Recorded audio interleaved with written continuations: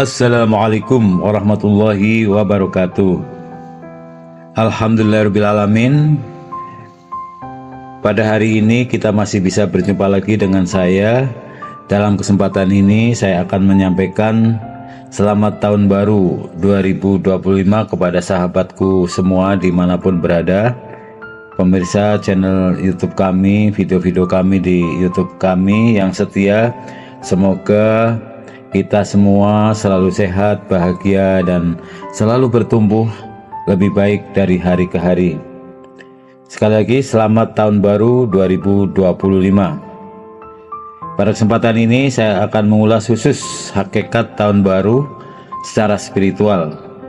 Jadi kebanyakan dari kita tahun baru dimaknai dengan keluar mencari hiburan dan tempat wisata buat hiburan fisik.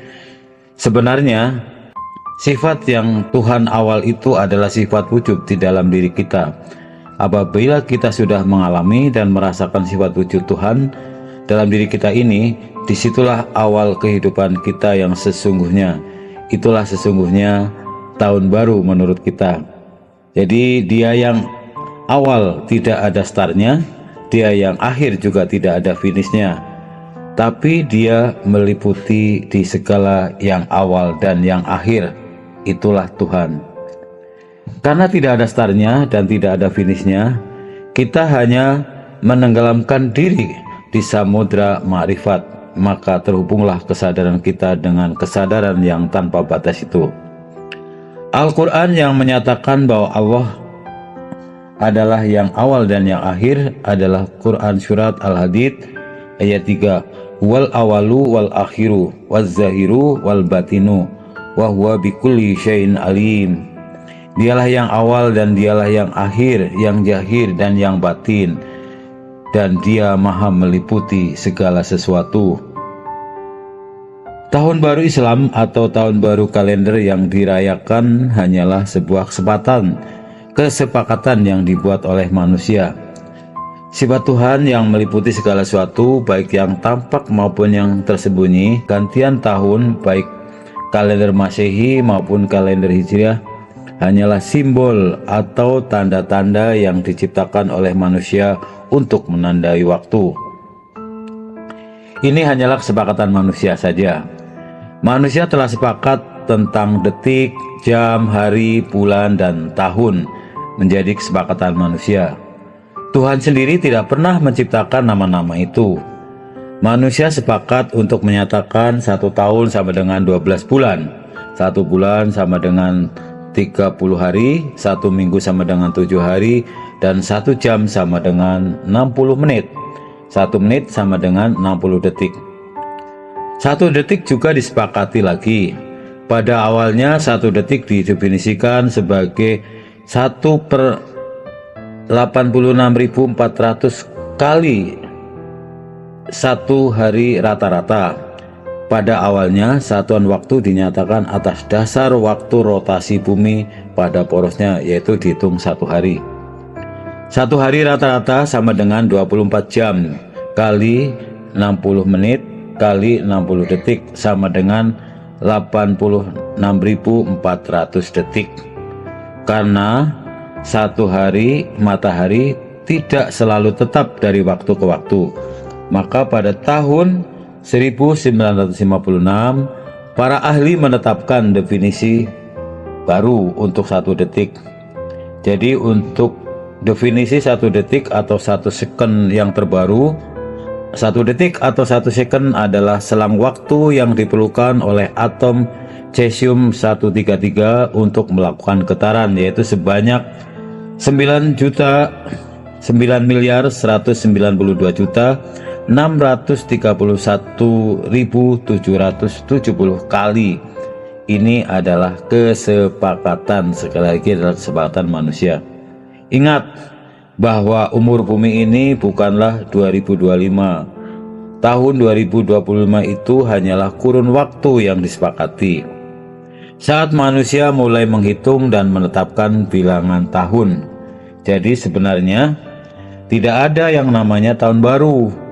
Kita menyebut tahun baru karena kalender dan waktu berganti sesuai dengan konsep dan kesepakatan manusia tentang waktu. Dari dulu waktu terus berjalan dan bahkan tidak ada namanya. Jadi para pemirsa sekalian, sesungguhnya demikian. Jadi menjelang tahun baru atau setelah tahun baru yang disepakati itu, lalu manusia membuat berbagai rencana, harapan dan target-target yang sering disebut sebagai resolusi untuk mengecewakan dirinya sendiri. Jadi resolusi itu untuk mengecewakan dirinya sendiri. Manusia lupa bahwa bagi Tuhan, pemilik semesta ini, tidak ada tahun baru. Yang ada adalah waktu yang terus berjalan.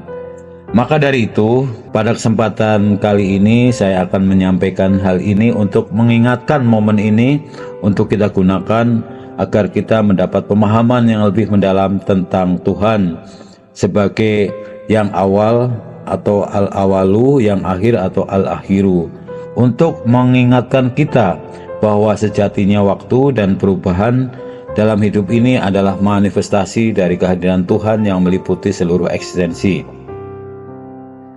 Saat seseorang menyadari bahwa sifat Tuhan yang awal dan akhir itu ada dalam dirinya, maka pengalaman itu bukan hanya tentang waktu atau perubahan yang terikat pada kalender, tetapi kesadaran yang melampaui batas waktu, yang mencakup kebenaran hakiki dan keberadaan tanpa batas. Seperti yang disebutkan dalam surat Al-Quran Al-Hadid ayat 3, Tuhan adalah yang awal dan yang akhir, yang selalu ada tanpa permulaan atau akhir, dan Dia meliputi segala sesuatu dalam keberadaannya. Maka, bagi orang yang telah sampai makom ma'rifat, merujuk pada pengetahuan pengalaman langsung tentang Tuhan, yang membawa seseorang untuk merasakan kesadaran yang lebih dalam dan terhubung dengan realitas yang lebih tinggi. Ketika kita tenggelam dalam samudra marifat ini, kita menemukan bahwa kesadaran kita menjadi satu dengan kesadaran Tuhan yang tak terbatas itu, yang tidak terikat oleh waktu, ruang, ataupun bentuk fisik lainnya. Jadi, meskipun banyak orang merayakan awal tahun dengan mencari hiburan fisik, sebenarnya yang paling penting adalah bagaimana kita menyadari dan mengalami kehadiran Tuhan dalam diri kita yang merupakan awal kesejatian atau sejati kehidupan kita. Momen tahun baru adalah momen saat kita mulai tahu. Saat kita mulai tahu bahwa Tuhan itu bukan sang pencipta dan tidak pernah menciptakan apapun. Selama ini telah terjadi kesalahpahaman tentang Tuhan. Jadi para hadirin sekalian, para pemirsa, ini hanya pendapat saya pribadi ya, mohon untuk di note saja bahwa menurut saya momen tahun baru adalah momen saat kita mulai tahu dan menyadari bahwa sesungguhnya Tuhan itu bukan sang pencipta dan tidak pernah menciptakan apapun. Selama ini telah terjadi salah pemahaman tentang Tuhan ya. Selama ini hampir semua agama mengajarkan pada kita bahwa Tuhan itu adalah Sang Maha Pencipta. Tuhanlah yang menciptakan seluruh yang ada di langit dan di bumi ini. Menurut pemahaman spiritual saya, ini adalah konsep yang kurang tepat dan membuat kita akhirnya merasa terpisah dari Tuhan. Tuhan itu tidak menciptakan tetapi mewujud dari bentuk energi menjadi sesuatu yang baru. Apa bedanya antara menciptakan dan mewujud? Kalau menciptakan itu artinya Tuhan tidak ada dalam apa yang diciptakannya. Seperti juga manusia yang menciptakan HP, menciptakan rumah, menciptakan meja, menciptakan kursi, menciptakan HP, tidak ada di dalam HP yang diciptakannya. Jadi manusia tidak ada dalam benda yang diciptakannya. Tetapi kalau Tuhan ada di dalam yang diciptakannya. Itulah makanya Tuhan dikatakan mewujud. Seorang pencipta lukisan, maka penciptaannya tidak ada dalam lukisannya. Pencipta dan yang diciptakan terpisah dan berbeda. Kalau mewujud itu artinya mengubah bentuk dari dirinya sebelumnya berubah menjadi bentuk wujud, menjadi dirinya yang baru.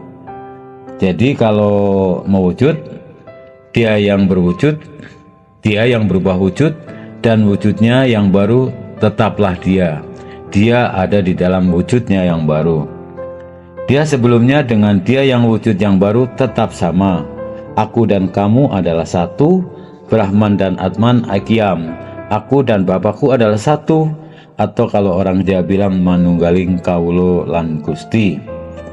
Konsep mewujud ini selaras dengan temuan para ilmuwan fisika kuantum akhir-akhir ini, bahwa energi itu tetap energi. Energi itu maha ada, tidak pernah diciptakan dan tidak bisa dimusnahkan. Energi hanya bisa berubah wujud dari wujud satu ke bentuk yang lain, atau bentuk yang lain dari wujud satu ke wujud yang lain, dari bentuk yang satu ke bentuk yang lain. Apapun bentuk atau wujudnya yang baru, di dalamnya itu tetaplah energi, ada energinya. Misalnya ketika energi mewujud menjadi panas, maka di dalam panas itu di dalamnya ada energi panas. Begitu juga ketika energi mewujud menjadi cahaya, maka di dalam cahaya tersebut pun ada energi, dan begitu seterusnya. Contoh yang lebih mudah lagi, ketika energi mulai sebuah proses panjang mewujud menjadi sebuah batu, maka di dalam batu pun itu tetap ada energi. Jadi jika energi itu sama dengan Tuhan, maka di dalam setiap wujud atau bentuk sesuatu semisal batu, itu pun ada Tuhan di dalamnya. Dengan gambaran ini, mudah-mudahan ini adalah sebagai pemahaman baru, gambaran baru tentang Tuhan ya, wawasan baru tentang Tuhan. Para pemirsa mau kan atau tidak mengiyakan itu terserah kepercayaannya masing-masing. Jadi ini hanya penyampaian saja. Ini adalah landasan berpikir para hal itu yang kami sampaikan barusan, mungkin menjadi landasan berpikir para leluhur kita yang menganut ajaran animisme dan dinamisme, juga yang melakukan pemujaan, atau bukan menyembah ya, tapi pemujaan. Ada yang memuja terhadap pohon dan benda-benda lainnya. Karena leluhur kita mungkin sudah paham betul bahwa Tuhan itu mewujud, bukan menciptakan. Jadi penelitian secara pasti memang tulisan mengenai ini tidak ada. Ini hanya interpretasi kita dalam rangka memaknai tahun yang baru tadi ya. Jadi batu itu adalah perwujudan Tuhan dalam bentuk batu. Pohon adalah perwujudan Tuhan dalam bentuk tumbuhan dan lainnya. Jadi karena setiap benda itu sejatinya adalah perwujudan dari Tuhan, maka para leluhur kita menjadi menghormati semua jenis benda yang ada di bumi ini. Bahkan bumi yang kita bijak ini juga perwujudan dari Tuhan. Itulah dibalik pemikiran tentang adanya tradisi sedekah bumi. Itulah yang menjadi latar belakang adat-adat para leluhur kita. Sesungguhnya ada sejarah seperti itu. Dan konsep Tuhan yang mewujud yang dipahami oleh para leluhur kita ini juga ternyata selaras dengan hasil temuan para ahli fisika kuantum di zaman modern ini. Nah, jadi dengan demikian, manusia itu sendiri pun sesungguhnya adalah perwujudan dari Tuhan. Dan hal ini pun sudah sering dibahas di hadis-hadis di para pemikir-pemikir spiritual. Manusia adalah manifestasi dari Tuhan. Di beberapa ayat Al-Quran juga menyatakan Allah meliputi segala sesuatu ya. Jadi kalau meliputi segala sesuatu berarti semua yang ada di alam semesta ini di dalamnya adalah ada Allah.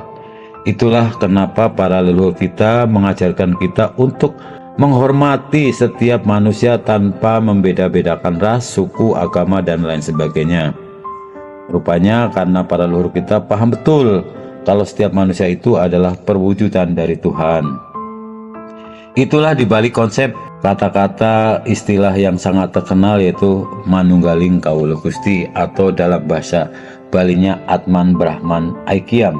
Mudah-mudahan dengan penyampaian ini kita menjadi paham ya, menjadi mengerti keluasan pikiran kita, dan mudah-mudahan itu menjadi bahan perenungan kita semua. Dan untuk itulah kadang-kadang para spiritualis sering dalam salamnya menyampaikan kata-kata namaste, namaste ya. Namaste itu maksudnya yang artinya adalah roh Tuhan yang ada dalam diriku menghormati roh Tuhan yang ada dalam dirimu. Semoga para pendengar sekalian menjadi paham. Jadi maksud kata-kata itu juga kata-kata maksudnya adalah sangat mulia ya. Ajaran leluhur yang bersifat perwujudan energi yang ternyata selaras dengan hasil temuan para ahli fisika kuantum di zaman modern ini, kadang-kadang ada keinginan kelompok tertentu yang harus dihapuskan dan mencoba digantikan dengan konsep materialistis kebendaan yang tidak sejalan dengan hukum-hukum energi mewujud yang ditemukan oleh para ahli fisika kuantum di zaman modern sekarang ini. Apa yang dimaksud konsep kebendaan itu? Konsep kebendaan yang dimaksud adalah sebagai berikut. Tuhan itu mencipta dan manusia itu yang diciptakan dianggap benda yang diciptakan tanpa memiliki unsur atau energi Tuhan di dalamnya. Tuhan itu zat, sementara manusia, hewan, dan tumbuhan adalah makhluk yang diciptakan yang berbeda unsur atau zat antara sang pencipta dengan yang diciptakan. Itulah konsep kebendaan yang dimaksud. Itulah kenapa sampai pada pemikiran bahwa kita ini, manusia ini, sesungguhnya adalah hamba, yaitu konsep Tuhan majikan dan manusia itu adalah hamba atau budak ya, atau manusia itu adalah makhluk yang hina, dina, atau segala bentuk konsep keterpisahan lainnya. Padahal para leluhur kita sudah paham sejak dahulu bahwa kita ini adalah perwujudan Tuhan dalam bentuk makhluk, dan di dalam setiap diri kita adalah cahaya, ada cahaya ilahi. Seperti firman Tuhan yang kurang lebih berbunyi bahwa alastu bi rabbikum qalu bala, saatnya pada saat kita dalam kandungan umur 4 bulan di dalam rahim ibu kita, telah kutiupkan ruhku, ya kan, dan pada saat itu kita pun sudah bersaksi dalam kandungan, ya kamu adalah Tuhanku.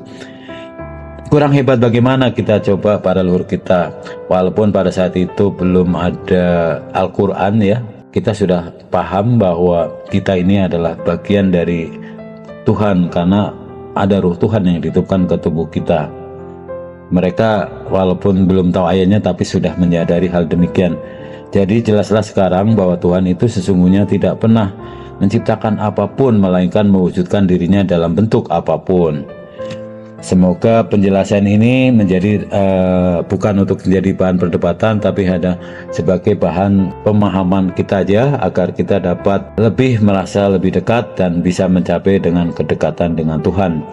Kalau Tuhan dimaknai sebagai pencipta, insya Allah sampai kapanpun ya kita tidak akan pernah ketemu Tuhan ya, kecuali kita sudah meninggal dunia, mati ya, dan mati pun di akhirat pun ya kita tidak ada yang bisa membuktikan bagaimana caranya kita membuktikan bahwa kita bisa ketemu Tuhan setelah di alam kematian. Sementara alat deteksinya juga untuk menyatakan kepastian itu tersebut tidak bisa dibuktikan secara kasat mata. Kalau dengan konsep di atas mungkin kita bisa merasa lebih dekat dan bisa mengenal Tuhan dengan sangat lebih baik. Walaupun hal ini masih terjadi perdebatan ya. Jadi kalau menurut pemahaman yang kita sampaikan adalah demikian. Selanjutnya bahwa energi itu tetap energi, tapi energi itu bisa mewujud menjadi seluruh benda yang ada di alam semesta ini. Dan di dalam setiap bentuk benda apapun ada energi di dalamnya.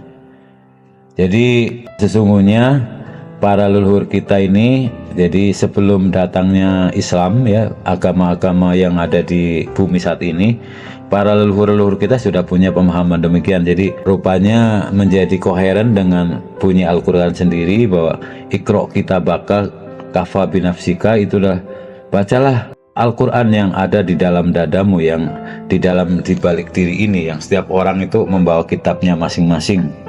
Jadi saya saja ketika mengetahui hal ini, saya menjadi terdetak kagum ya, menjadi sangat bangga. Ternyata leluhur kita ini di zaman dulu pengetahuannya udah sangat luas. Untuk itu semoga apa yang kami sampaikan pada video ini mudah-mudahan membawa pencerahan baru buat kita semua, dan ini menjadi ilmu dan pengetahuan. Ya mau dipakai silahkan, tidak mau dipakai juga tidak apa-apa. Itulah hakikat tahun baru yang saya rasakan pada tahun baru kali ini. Itulah momen yang saya dapat pemahaman tersebut. Jadi momen tahun baru semoga kita sadari sebagai momen untuk menggali ilmu kedalaman batin kita, yang tentulah tidaklah mudah, apalagi ilmu dijahirkan menjadi sebuah pengetahuan yang nyata. Buat para lelaku atau para fisabilillah atau abdi Tuhan yang melakukan lelaku batin, itu penuh pengorbanan dan perjuangan untuk dapat pemahaman yang barusan kami sampaikan.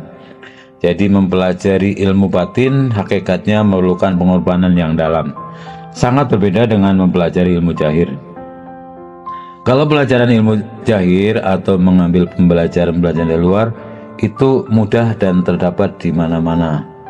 Banyak kita bisa belajar di sekolah, di kampus, di pondok-pondok pesantren, para kiai dan para ustadz dan para pemimpin tokoh-tokoh agama yang lain. Jadi sangat banyak pengetahuan yang didapat dari luar. Satu pun tidak akan pernah bisa dapat mengalami dan merasakan akan sifat-sifat ketuhanan yang ada di dalam batin ini. Jadi pemahaman yang tadi kami sampaikan itu adalah pemahaman batin ya. Pencarian ilmu, terutama ilmu yang bersumber dari kedalaman batin, bahwa menggali pengetahuan batin memerlukan proses yang panjang, penuh pengorbanan dan perjuangan, termasuk kita merubah pemahaman bahwa dari Tuhan pencipta menjadi pewujud itu sudah butuh pengorbanan yang luar biasa untuk bisa meyakininya terhadap kepercayaan tersebut. Berbeda dengan pengetahuan yang dapat dipelajari di luar, seperti ajaran yang diajarkan oleh para pemuka-pemuka ilmu pengetahuan atau guru-guru lainnya. Pengetahuan luar dapat dengan mudah didapat, namun pengetahuan batin itu atau pengalaman seperti itu seringkali tidak dapat dipahami hanya dengan melalui kata-kata atau teori. Untuk mengalami dan merasakan sifat-sifat ketuhanan dalam kedalaman batin itu dibutuhkan penghayatan yang dalam, pengamalan pribadi, serta hubungan yang mendalam dengan diri sendiri, serta kesadaran. Hal ini memerlukan kesabaran, pengorbanan, dan niat yang tulus. Jadi untuk sampai ke pemahaman tersebut, ini butuh perenungan yang dalam dan menyadari kedalaman pencarian ilmu yang lebih dalam lagi, khususnya dalam spiritual dan pemahaman tentang diri serta Tuhan. Memang banyak orang lebih mudah memperoleh pengetahuan dari luar melalui guru, ustadz, ataupun membaca kitab-kitab yang memberikan wawasan yang luas tentang agama dan kehidupan. Namun pengetahuan yang diterima dari luar tidak dapat membawa pemahaman yang sama yang seperti yang didapat dari pengalaman langsung dari dalam batin kita masing-masing. Jadi setiap kita adalah mempunyai pengalaman batin yang otentik masing-masing yang memang tidak pernah ada dituliskan dalam buku-buku yang atau kitab-kitab yang ada. Menggali ilmu dari kedalaman batin memang membutuhkan pengorbanan, ketekunan, dan perjuangan. Karena itu pengalaman batin yang lebih personal dan langsung. Dalam perjalanan ini seseorang tidak hanya mengadakan pemikiran atau pemahaman intelektual semata, tetapi juga kesadaran, perenungan, dan pencarian yang lebih mendalam tentang hakikat diri dan Tuhan. Sebenarnya pada banyak ajaran spiritual dikenal prinsip bahwa mengenal diri adalah langkah pertama untuk mengenal Tuhan. Namun tidak sedikit orang yang malah terjebak dalam pemahaman yang bersifat teori semata, tanpa menyentuh pengalaman langsung yang lebih dalam. Akibatnya bisa muncul kebingungan atau pemahaman yang tidak sesuai dengan tujuan sejati dari pencarian spiritual tersebut. Keseimbangan antara ilmu yang datang dari luar dengan pengalaman batin yang datang dari kedalaman jiwa kita masing-masing, keduanya bisa saling melengkapi. Tetapi pencarian ilmu batin yang tulus dan penuh ketekunan adalah jalan yang tidak mudah dan memerlukan perjuangan dan pengorbanan yang penuh. Itulah hakikat tahun baru yang kami rasakan. Kita ketemu dengan dunia kita yang baru, lepas dari semua pengetahuan tentang makhluk, selamat memasuki pengetahuan ilahi dalam diri wujud Tuhan yang nyata di semesta ini. Selamat tahun baru, berbahagialah selamanya. Terima kasih, wabillahi taufik wal hidayah. Wassalamualaikum warahmatullahi wabarakatuh.